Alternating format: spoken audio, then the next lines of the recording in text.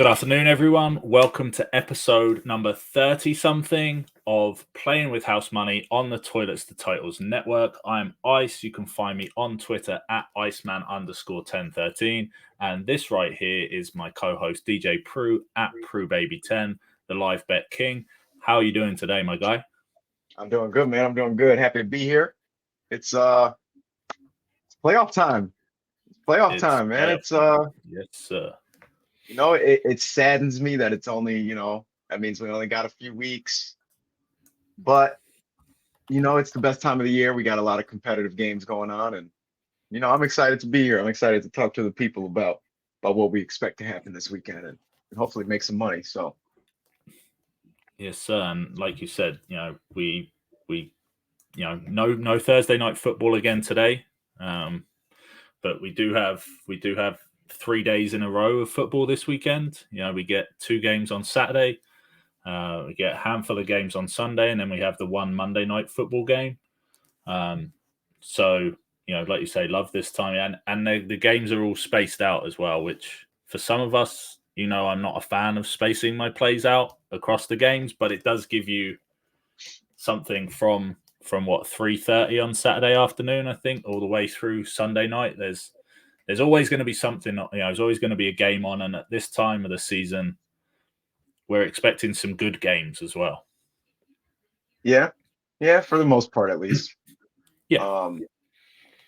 But yeah, it's going to be fun. I think it's one of those weekends. I like when the playoffs are like this because, you're like you said, it's from the time that first game starts to the end of Sunday, and then then you're at work waiting on Monday Night Football. But yeah, we should definitely have some shockers, I think, from what people are going to be expecting, and a lot of value to be able to make some money in a few of these. So we'll hopefully it goes our way.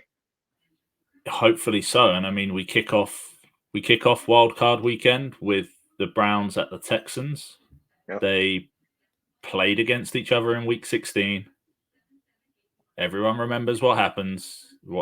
Amari Cooper went nuts. Joe Flacco went nuts. 265 yards, 2 touchdowns. Texans in their defense of their offense, hey, they put up 22 points, but they started Case Keenum at quarterback. He was taken out in the third through his second interception in the third quarter and was taken out and replaced by Davis Mills. Davis Mills went and threw two touchdowns in the second half. So I am expecting CJ Stroud, first playoff game, to come in and obviously perform a little bit better than we saw those guys perform. And I obviously don't think you're getting the same game out of Amari Cooper. So although the game was only a few weeks ago, I think certainly a different Texans offense is going into this game. Yeah, for sure. Cleveland's still the favorites though on the road, which I would assume we put down to their defense, right? Yeah, and the way Joe Flacco's playing. I think you do see a different Houston Texans team for sure, especially the last couple weeks how CJ's looked. But yeah, I think Cleveland's defense and the way Flacco's playing with all those weapons and his connection with Njoku, I think they're obvious that they have to be the favorites. And I do expect them to pull that out in general. But I think the game is going to go a little bit different. I don't think they're going to let Amari Cooper go for 265 again. But and granted, in that game there were a couple throws where those are throws that happen that day. Yeah.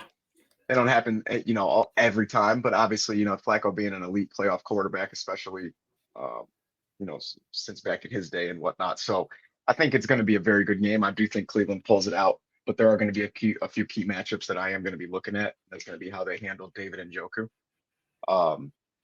David Njoku's lines are pretty low. Yeah, from what I expected them to be, at least. So I'll give the people and you actually a little hint. I ended up doing a bunch of player props from each game that I liked. Mm-hmm. I'd say two. I think there was 3 at 1 or 2 of them from the props that we are given. And then, like a true degenerate, I added them all at the end, so we could talk about that at the end of all of this to see what those odds are going to be. So that's going to be something fun to just kind of sweat through the very first game, and then if they don't make it through, I'll just I'll chalk it up as a $5 loss. But they have one thing that really stuck out to me about this game was that they have David Njoku at plus money at just 60 yards. Yeah. And his actual line, I think his line on FanDuel is 56.5. Yeah. So yeah, that's the minus 114 line with them. So yeah, plus money for 60 is. So for my DGen Lotto as a whole, I kept it at 50 yards at Okay. minus 160. Makes sense. I think that this game is going to be one of those games where like neither team are going to run the ball a ton. Like I think Cleveland runs the ball at a very fair amount, just because it's Cleveland. They like to keep everything honest and whatnot. Yeah. But I think that the passing is going to like determine this game, especially on Houston's side. And obviously, as we saw the last few weeks of the season, that David Njoku is just his automatic safety valve. He's getting chunk plays. He's getting even the small dink and dunks. So I think at 50 yards at minus 160, that's going to be. Oh, and yeah, I mean, and I know you're likely on DraftKings. The line on DraftKings is 54.5. I was going to say these are actually on FanDuel only because I know that they were going to offer me a decent amount, but yeah, I did notice that his was slightly lower on DraftKings. Either or, I'll take that 54.5 all day though, for sure. Yeah. Mm-hmm.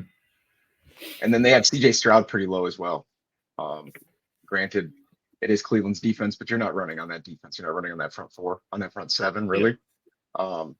So they're gonna have to throw the ball, and I think they want the ball in CJ Stroud's hands. I think if you didn't want the ball in CJ Stroud's hands as the Houston Texans right now, I don't know what you're doing. Yeah. But for a parlay type of leg at 225, he's minus 188 on FanDuel. That's kind of crazy to me, to be honest with you. Yeah. I think he's going to have to throw for 250 plus if they even want to be in this game. I would agree. I wouldn't doubt we see a CJ Stroud masterclass, to be honest with you. 275, 300 yards wouldn't be unheard of. I mean, the kids going in, obviously, like no pressure. It's a home game. First game in the playoffs, he's at home, which is obviously huge for him. Like, they're the underdog. The pressure is off.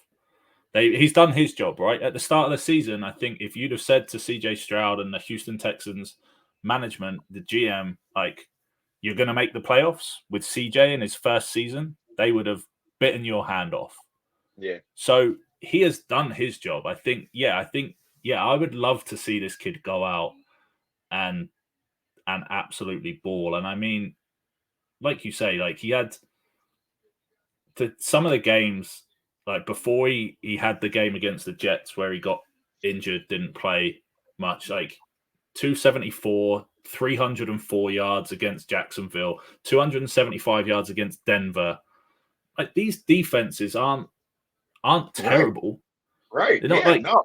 Especially Denver. Very good comparison of the defense he's going to see. Granted, no Tank. No, of course.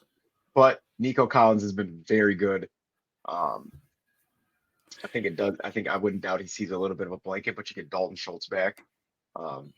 Devin Singletary's playing very well. I think it's one of those where CJ can elevate that offense. Yeah. And I think 225 for minus 188 is crazy, especially for a playoff game. With a team that has nothing to lose, they don't even, they're underdogs at home.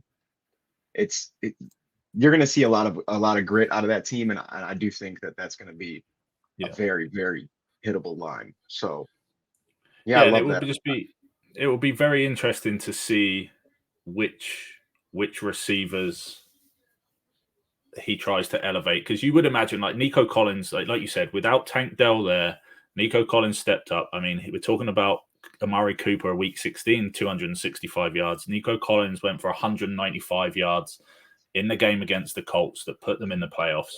Again, I'm assuming he's not going to go for 200 yards against this Browns defense. Right. They're going to do everything to stop him. But the question then is, Dalton Schultz as your tight end is going to get a decent amount of volume.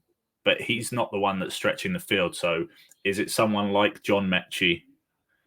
Like who else is going to kind of be that secondary person? You've got, everyone else in, the role players at the start of the season, like they've now got to step up. And this is where in games like this, that it's someone that's unexpected that could have a play that, might not necessarily win the game, but could definitely keep them in the game with one of those long. So it sounds like the perfect game for one of my long shot touchdown anytime scorers for someone like Mechie or Xavier Hutchinson. Haven't decided yet. That will be but you know what I mean? Like in what we're expecting to happen, I think you're right. Like I would love to see, I don't have a dog in this fight. I don't mind which way this game goes, but I would love to either way just see CJ ball out, whether he wins the game or not. Just have a good game. Yeah, for sure. For sure. I do want to see Joe Flacco win. I'm a little biased. But yeah, I do think it's going to be a very good one. I think Devin Singletary might be Houston's X factor. How they get him out in space and whatnot. But yeah, I really do think that the lines for this game have a lot of value, especially because even speaking of, they have Amari Cooper minus 158 for 70 yards. So those are my three. Those are my three legs for this game. Is Coop for 70, and Joe Coop for 50, and CJ Stroud for 225, and that's plus 300 on its own. Just that game. Yeah, I like that. So I mean, it's plus 302 right now, actually. So yeah, I really love the value. I think this game this is one of those games that could go either way. Obviously, we wouldn't mind. We have, we don't care who it is really, but yeah, this is definitely one of those games that could shake the table a little bit. And then for sure. And this is the one that sets the, if the Texans go and pull this off, then it kind of gives all the other underdogs in the weekend that whole, okay, we see, you know what I mean? You see what can be done. Hey, so it goes both ways, right? Like if the Texans win as the underdog, but if the Browns win and they're on the road, then it gives all of the road teams a bit of a, okay, like this is how, could set the tone for what could be a really fascinating weekend. Yeah. And then going into that night game is going to be really crazy with that outcome of how that is because, sometimes we like to believe that some patterns get set here. All the away teams win, or we have a couple upsets in the same day, and so it's definitely going to be interesting. And it also has the added implication that if you already know how that bracket looks, then you might know, okay, well, if we win here, this either sets us up, but and if you're the Dolphins and you're going into this game, in Kansas City, that the Browns have already won. As the slightly lower seed, as the 5 seed, you as the 6 seed, if you're going to take the win, then that you're automatically okay. Unless the Steelers pull off the upset again, like you know what I mean. So there's that added implication of hey, like you could. But I would like to. You would assume that these players are not necessarily. They'll know about that stuff. Yeah. But that's not going to, they're very, one game at a time. You always hear that from the play. Like there's no looking forward to who we're going to face in the next. It's win in advance. And if we think too much about what's going on next week and, we're going to lose today. Yeah, they're a bunch of liars. Yeah. Well, we take it one game at a time. Bro, you're worried about who you're playing next if you win.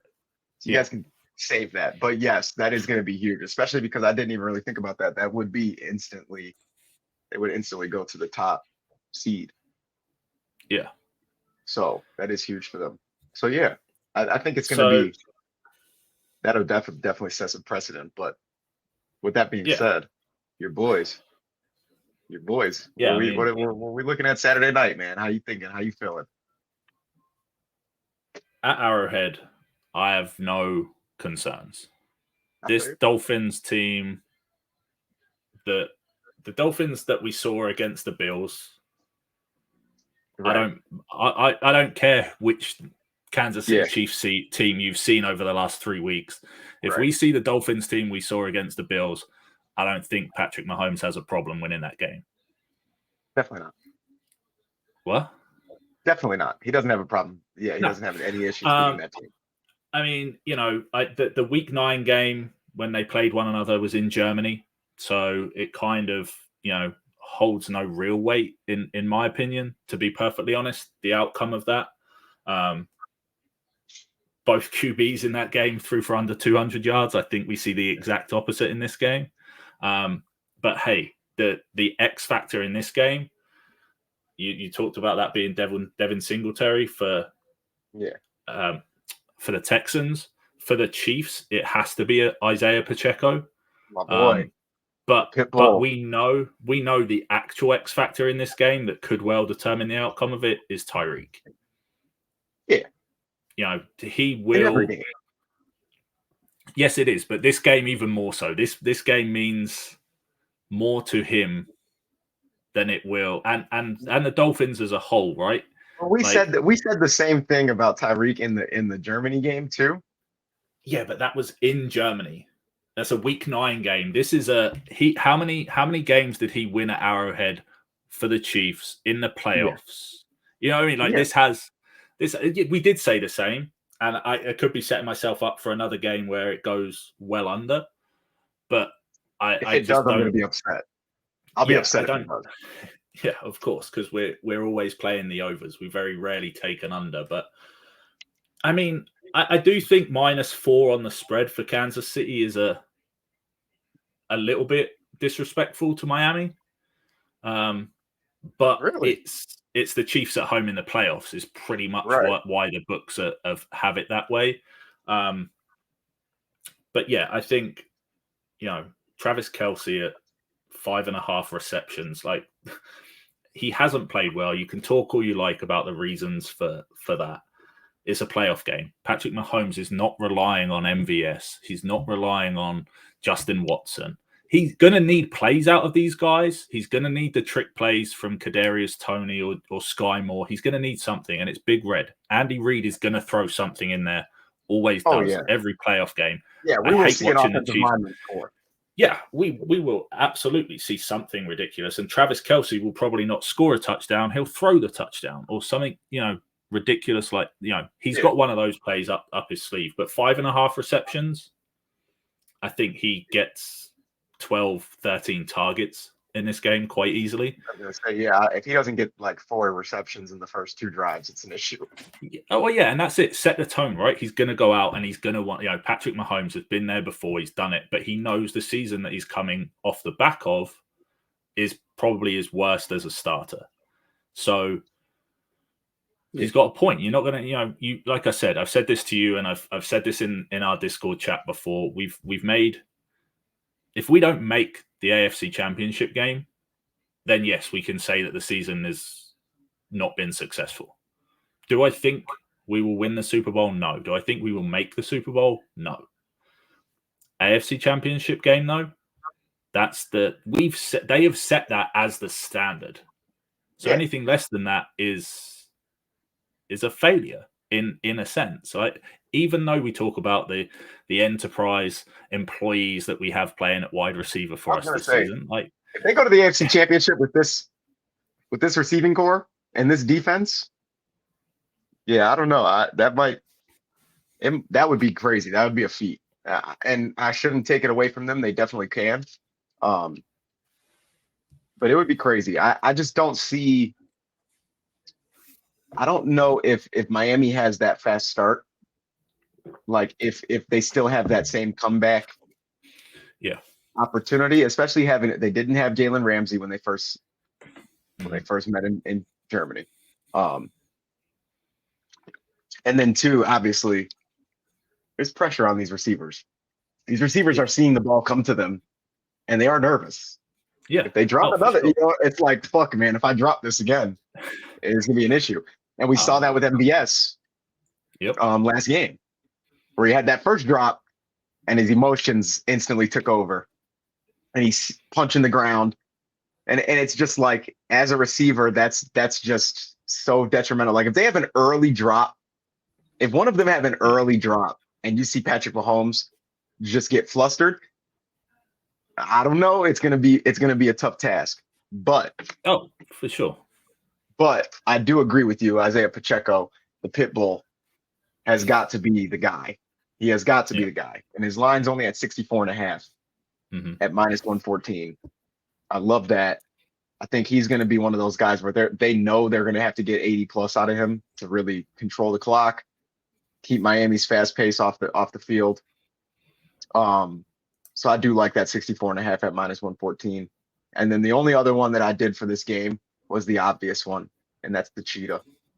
80 plus is -154. Lately, I don't know what to expect out of Tua and Tyreek, and really just Miami's offense in general. But I think that they know that this is one of those times where, like, if we don't get him the ball, I mean, we're screwed. It's going to be whether or not he stays on the field. I know last game he was getting beat up. He's been getting beat up the last few weeks and kind of just taking a play off. I don't think. I mean, 2 plays off here, yada yada yada. And then it was like even like last drive last week, he took a play off, and it was like that's weird. Get on the field, So I don't really know what to expect with that. But I do know that he's going to come out there with his pride and not want to. I don't think. Yeah, I think you're going to have to carry that man off the field for him not to want to be out there, especially if it's a close game and they need him. But I mean, the outside, again, in this type of game, like you said, like in the playoffs, everyone kind of forgets that Mahomes has got wheels. He can scramble. I wouldn't call them wheels. But he can't. He is mobile. But yeah, I mean, I don't mind his anytime touchdown at +380. I don't either. And Miami's front seven is beat up. They're banged up, big time. So there should be gaps. And I think I like both of those. I like that anytime touchdown for sure. And then really, Tyreek and Pacheco, just those two props are +200. So can't beat that. No, absolutely not. And hey, I'm going to go on the record. I'm going to go on the record and say Miami's winning this game, though. So sorry, and you're with the majority of the country in that. I'm sure. I hope not. Hey, I sure hope not. For both reasons. For the fact that most of the country will just flat out root against the Chiefs. Yeah. And also, you have that, and you add in, the underdog factor. But there is a factor I didn't think of to figure out before I said that, though. Will Taylor be on site? You would assume. All right, never mind. Chiefs by 30. You would assume her. Never mind. They're going to the Super Bowl. Never mind. They're going to have her on the screen. Never mind. Chiefs by 30. Let's call it what it is. Yeah, they're not having Taylor Swift walk out of there with us. So. If you're watching us on YouTube, please like, subscribe. We would appreciate any comments, any questions that you have for the team. If you want to interact with us in a little bit more, join the Discord. The links are on our Twitters at PW_housemoney. Join us. If you want to jump in and talk more about the playoffs, fantasy football implications for the NFL draft, and any dynasty drafts that you might be in, join the Toilets to Titles Gilded chat. It's always going off. Like, it might be the off season for fantasy football, but hey, we're already thinking about next season. The grind doesn't stop over there. So let us know. We'll put you in the Toilets to Titles Gilded chat. And then tomorrow, catch the newest episode of Playing with House Money present this SGC. We continue to ride the SGC. Consigliere over here is probably going to provide you with an absolute banger of an Australian football parlay that means you will wake up with money in your account on Saturday or Sunday morning. Yes, sir. I love that league. I love that league. I shouldn't, but I do. I really love that league. Check that out. That new episode will drop tomorrow at 12 Eastern. But yeah, Sunday, we have the last AFC wildcard game in Buffalo. Steelers are going there with, again, similar thing, right? Nothing to lose, I would assume. They're going to win that game. I know that's crazy to say. That's crazy to say. I don't know why. To be honest with you, it's one of those things where I don't know if I'm just like, I've caught myself putting Josh Allen under a microscope lately. Yeah. And he blows my mind. He makes it so hard for himself. Josh Allen makes it so hard for himself. And this Pittsburgh defense is, well, granted, Watt likely is out. Yep. I he's haven't out. seen the official injury. I know that it was bad during the game.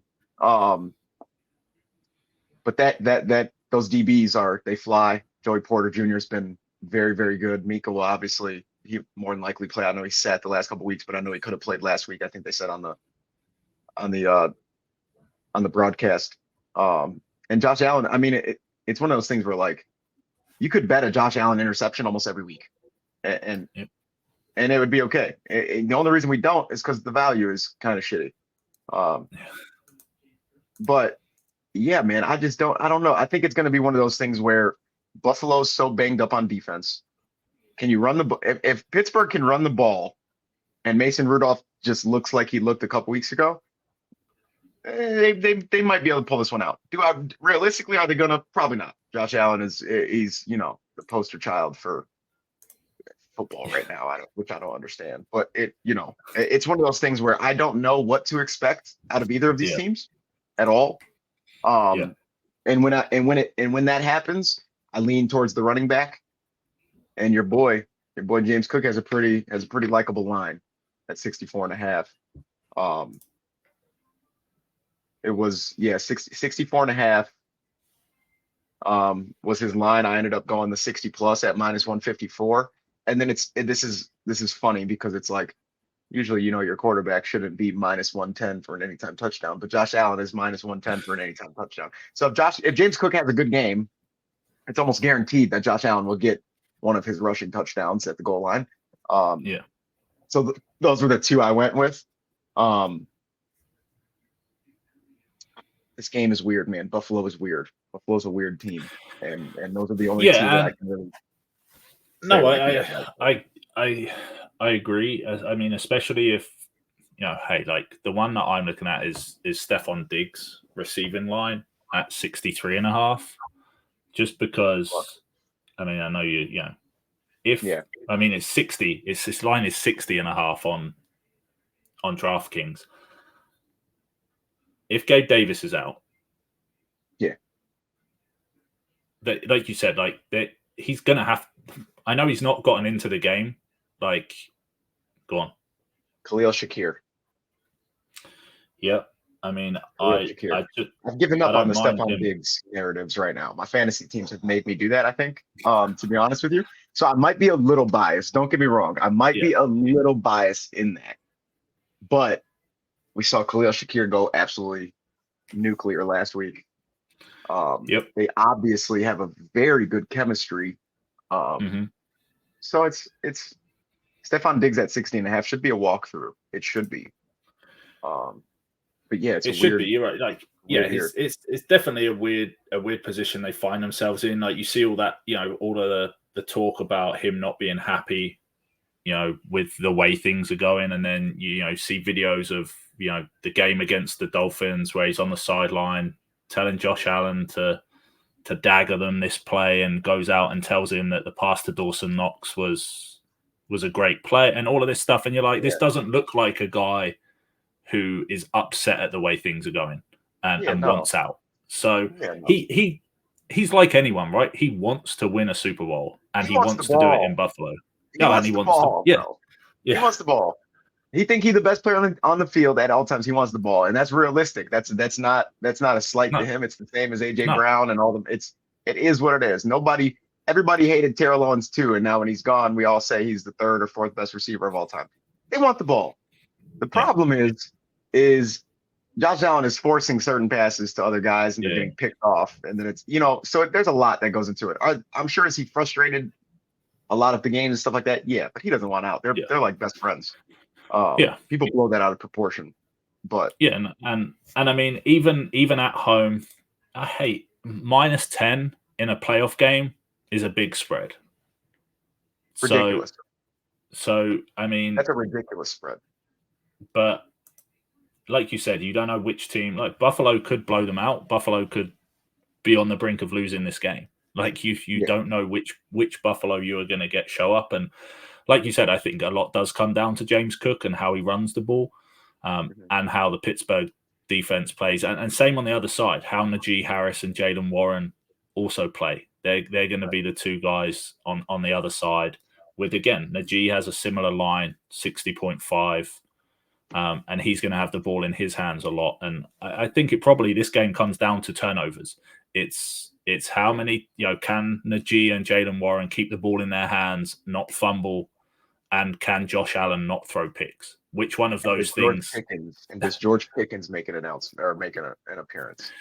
Yeah, because that changes that whole team. So yeah, this is definitely one of those games where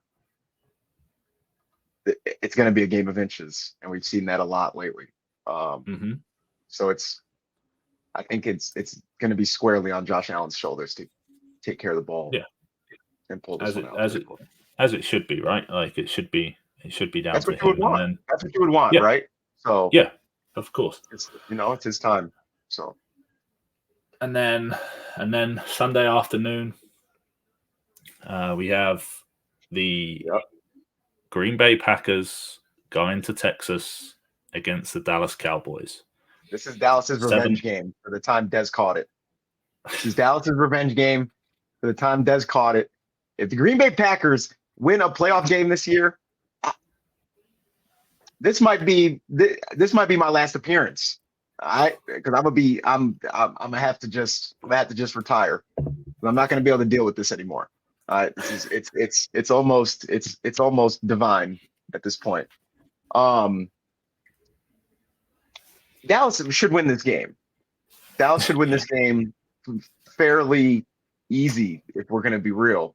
You're facing the youngest offensive core in the NFL with one of, if not the best pass rusher in the NFL. Your offense is cooking right now. Dak's obviously playing at an MVP level.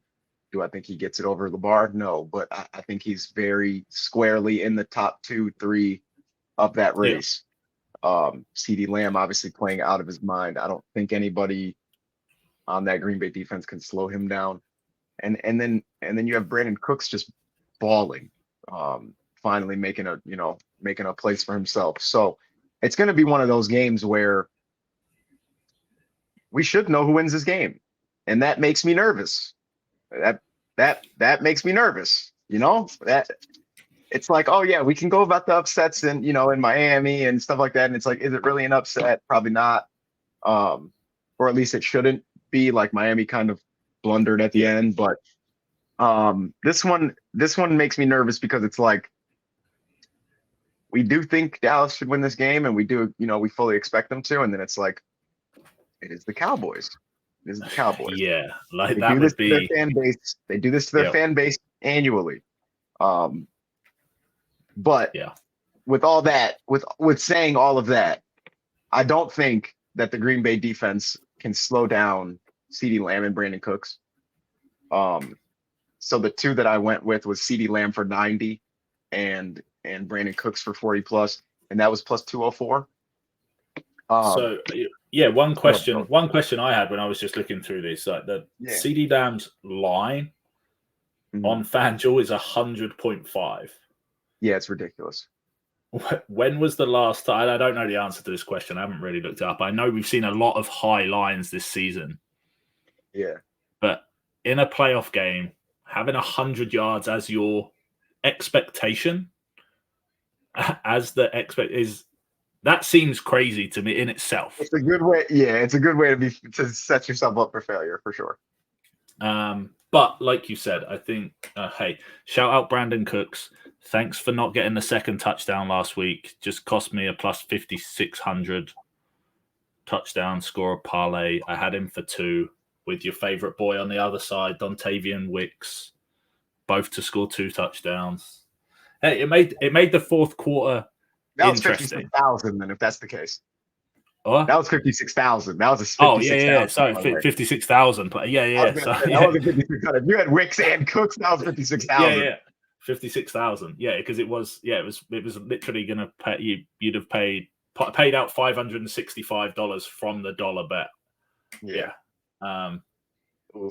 But yeah, I mean, I agree with everything you've kind of said. I mean, I do like this Green Bay young offensive core that they have. Like, and I think if they keep them together, like with Christian Watson back next season, they've got a foundation to build on. Do I expect them to win? No. I know. Yeah. All right. Whatever. But they have got a group of young, Romeo Doubs, Jaden Reed. These are three solid receivers. Capable receivers for sure. To go with, Aaron Jones in the backfield.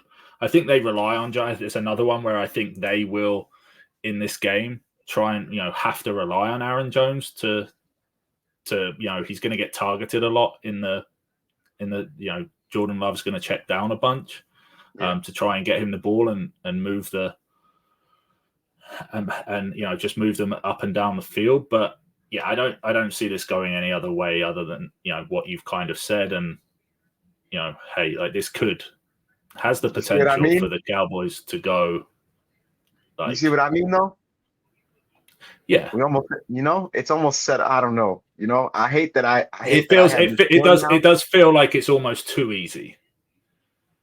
Yeah. To say, and it's the Green Bay Packers. Yeah. Like they literally stick knives in the hearts of people that have these thoughts. And I've learned this all too many times. So it's just, man, bro, I don't know. I might shed a tear, but go Dallas. I'm going to be a Dallas Cowboys fan for that game. And and that's me saying something. I got a lot of family from down south, huge Dallas Cowboys fans. I give them hell every time I see them. Y'all got me. Hey, how about them Cowboys? All right, y'all better come with it. Dak, don't fail me, bro. All right. But yeah. All right. So see. And then, so that's two games on Sunday, which the Vegas thinks is going to be two very easy home wins. And then Sunday night we get what actually could be the game of the weekend. And potentially could be. It's not quite the closest in terms of the spreads, but Los Angeles Rams. I think matchup-wise, this is probably the closest one, to be honest with you. Against the Stafford's return to Detroit. Yeah. So there's obviously, again, there's a huge amount of implications in this. We love a revenge game. Yeah. We love a revenge game narrative. And you obviously have Matt Stafford against Jared Goff. Hey, I don't mind it. I like the overs everywhere in this game. Yeah, me too. Me too. And you hope we get like the over under is 51.5.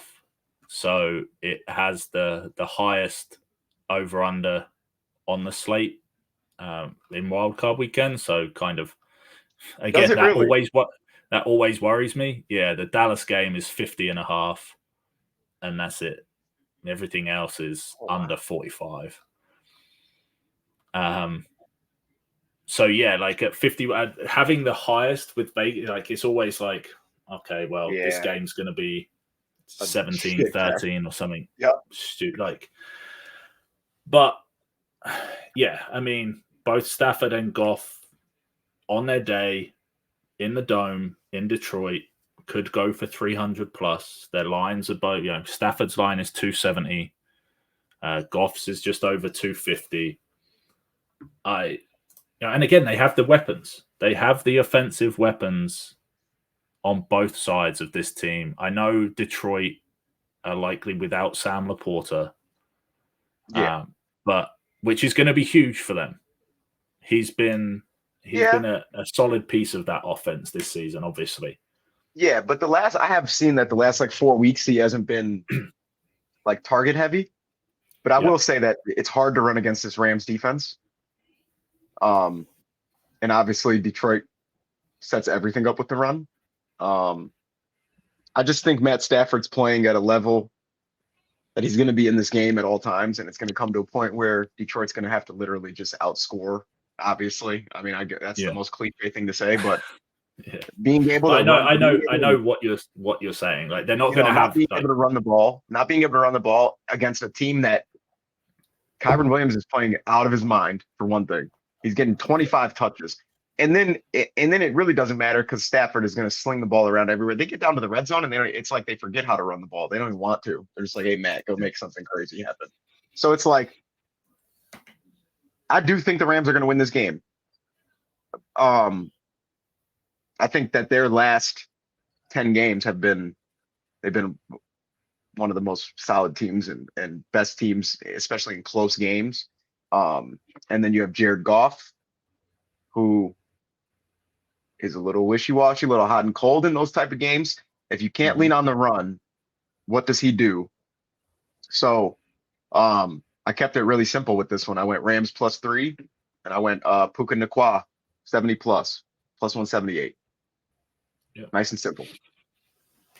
Yeah, I mean you've got Puka at 77.5 is line, Cooper Kupp at 69.5. I mean, hey, like you try and stop those two, just give the ball to DeMarcus Robinson. That guy has stepped up and been huge for this offense in the last month. His line at 39.5, I love. It's another one of those. I know a team that could have used him. You know? Yeah. He's balling. But yeah, I mean, again, we've said this multiple times before when we pick these lines for these receivers at 40 yards or thereabouts. It's one catch. But I also, I do love him at +310 for an anytime touchdown because again, I think you're right. I think these guys go out there and do it. And like I understand the sentiment of what you're saying about Jared Goff having to go out there and they need to outscore them, but it's not just sometimes they're going to need to score quickly and Amon-Ra is going to need to step up and have himself a game. And he's done it. He's had multiple of them this season, so it's not beyond Goff and Amon-Ra to do that. Yeah, but it's like you say, it's which Jared Goff I think do we get, which either makes this a game or makes it kind of a little bit of an easy one for the Rams, which is obviously not what we're hoping for. We would love to see it a good game. 37-34. Always love to see a shootout. Every game, 37-34. That's what we want. Every game go to overtime, apart from the Chiefs. I don't want to watch the Chiefs in overtime. I'll watch every other game in overtime. No Chiefs in overtime. Miami 37-34, and that game will be fine. Okay. Every other game, OT 37-34. We want a touchdown in OT too. We don't want any fucking field goals to win the game. We want a touchdown in OT. I want everybody to have 100 yards. I want everybody on every team to have 100 yards. So rushing, receiving. Receiving, rushing. I want the quarterback to pass for 400 and rush for 100. It's going to be, we're just going to see yards and points galore Wildcard Weekend. But I think the Rams have a good matchup this one. I think this was like the perfect Wildcard matchup for them. They stop the run well. They're running and throwing on, at every level very well. It's a very good matchup for Los Angeles. Very good matchup for Stafford to go back to Detroit with. And I think we'd all be crazy to think that he doesn't want to really win this one. So. Oh yeah, for sure. And then we finish the weekend on Monday night in Florida. Baker Mayfield and his Tampa Bay Buccaneers. Your boy. Hosting the Philadelphia Eagles, who have to say they have limped into the playoffs, though, is also a massive understatement. They were 10-1 at one point, dude. It's ridiculous. It's crazy, bro. It's crazy. But there's just no way, right? There's just no way. I have backed the Buccaneers a lot all year recently. All season. Well, and I don't see any reason why I'm stopping now, to be perfectly honest with you. Okay. Which completely goes against the fact that at the very start of the season, I did say that the Eagles would make it back to the Super Bowl. You said they would win it. You said they would win it. He said the Eagles would win the Super Bowl. This is back when your Phillies prediction. I'm not letting you forget this one. No, Not letting you forget this one. And the first 3 months of the season, You were right. You were fantastic. I felt fantastic about that. Yeah. The last 6 weeks of the season, however, I would like to go back and take that back. Okay. Because I can't even blame injury. I also said the Bengals would make it, right? And I have a get out for that because Joe Burrow got injured. Yeah. So yeah. Like that one, I think we can all say there's a solid reason as to why they didn't make it. But the Eagles have no such problem. They have had injuries on certain areas of the field, but yet for this blunder, zero excuse. Yeah. Yeah, I mean, it does all come down to which Philadelphia Eagles team are we going to see? Are we going to see the Eagles team that we saw at the beginning of the year? Can they turn it around in such a short space of time? I said last week, going into that New York Giants game, that they wanted to go into the playoffs on a positive note, and that didn't happen. So they, like you said, they have limped in. Again, to say limped in is a huge understatement. They just don't look like the Philadelphia Eagles right now. Like that we've seen for the 18 months prior to basically since Thanksgiving. It's just been a completely different team. So if that team turns up, if the same team rocks up that's rocked up to the last 4 or 5 games, I like the Bucks on the money line, not with the +3, straight money line, at home. But I mean, they've been there, they've done it, they did it last season. They know how to win playoff games. The Eagles, like they are scrappy.